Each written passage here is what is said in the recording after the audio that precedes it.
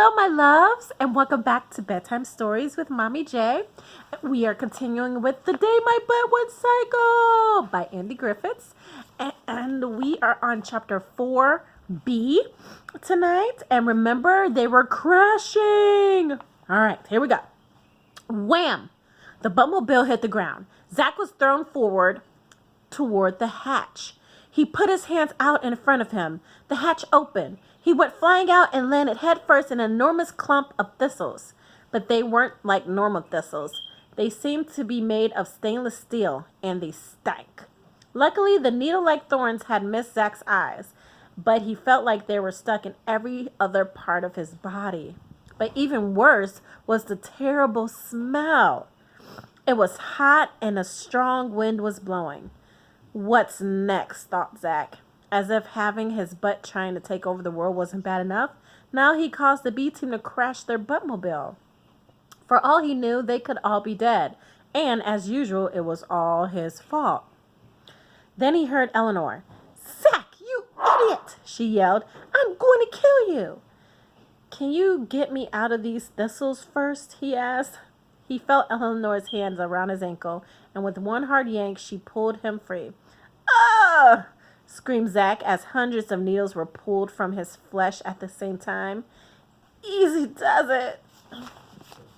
"Easy does it nothing," said Eleanor. "You're in big trouble."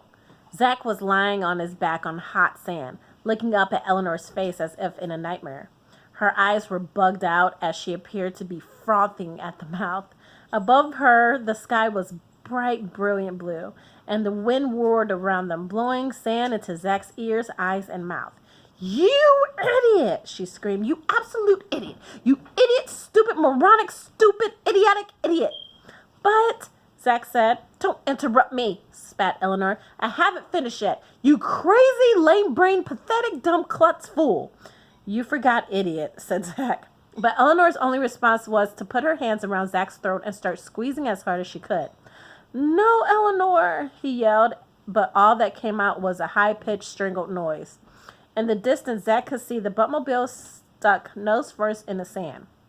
It was planted almost vertically, but apart from the Buttmobile, there was nothing, just desert as far as he could see. Hot, windy, stinking desert, broken only by the occasional clump of needle thistles. It was very much what Zach imagined hell would be like, except without the flames. "I really don't think you should do that," said a voice. "You might hurt him." "That's exactly what I intend to do," said Eleanor. "No," said the voice. "I think that's a bad idea. Life is hard enough out here." "You got any better ideas?" said Eleanor. "Yes," said the voice. "Let him go and have some of this oxygen. I think you're suffering from methane madness." Zach felt Eleanor's hand release their grip on his throat. Zach looked up and saw a strange-looking man. He looked like a desert island castaway. He had a long beard and was wearing frayed and torn pants cut off at the knees. His skin was burned a deep reddish-brown color by the intense sun. But the really strange thing about him was that he was wearing a scuba diving gear, twin oxygen tanks on his back, a mouthpiece, and a face mask. He took the mouthpiece out of his mouth and gave it to Eleanor. She gulped deeply. "Hey, not too fast," he said. "Just take it slowly." Once she was calm, he knelt down next to Zach, who was still coughing and choking. "Here," he said, offering Zach the mouthpiece. "Take some of this. The methane in the desert wind is pretty poisonous. It does strange things to your head. Breathe it for too long and it will kill you." Zach took some deep lungfuls of oxygen. It felt wonderful. After a couple of minutes, the man pulled the mouthpiece back out of Zach's hands and took a few breaths for himself. Suddenly, Eleanor jumped up, screaming and slapping at her legs. "What's the matter?" said the man. "There's something in my pants." "Don't worry," he said. "It's probably just stink ants. They won't hurt you. Try not to squash them, though." "Why not?" said Eleanor, still hopping and slapping. "Because if they pop, they stink," said the man matter-of-factly. Eleanor immediately stopped her mad dance and stood there squirming instead. "So what do I do?" she said. "Just stand still," said the man. He pulled a small cloth bag from the pocket of his shorts, opened the neck, and poured some small white crystals around her feet. "What is it?" said Eleanor. "Needleweed sugar," he said. "It's very sweet. They love it." Zach watched amazed as a line of fiery red ants appeared at the bottom of Eleanor's trouser legs, marched across her foot, and swarmed all over the sugar. Amazing things, stink ants, said the man. They're the only things that can survive out here, except for me and the needleweeds. Zach winced. He already knew about the needleweeds. You live out here? Said Eleanor, staring at the man as if he was completely crazy. Yes, he said. The great windy desert is where the old fart comes to die, including me. He laughed in a wheezy, high-pitched way, which generated into a coughing fit. It took a few mouthfuls of his oxygen. He held out his hand. My name is Ned, he said. Ned Smelly. Ned Smelly, said Eleanor. Didn't you used to be a butt hunter? He nodded slowly. How did you know that? I've heard my father talk about you. Your father is a butt hunter, he said. What is his name? Silas Stern, said Eleanor. Ah, Silas, he said. The greatest of the greats. We hunted together on many occasions. In fact, he was with me on my last hunt. The hunt that earned me my name. You see, I haven't always been called Ned Smelly. But after our run-in with Stench Ganser, the great unwiped butt, I was never the same.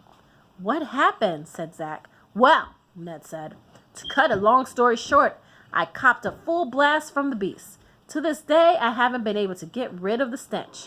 That's why I live out here on the edge of the great windy desert. My body odor is too offensive for normal human company. I can't smell anything, said Zach. Oh, yeah, said Ned, raising his arm up and exposing his armpit.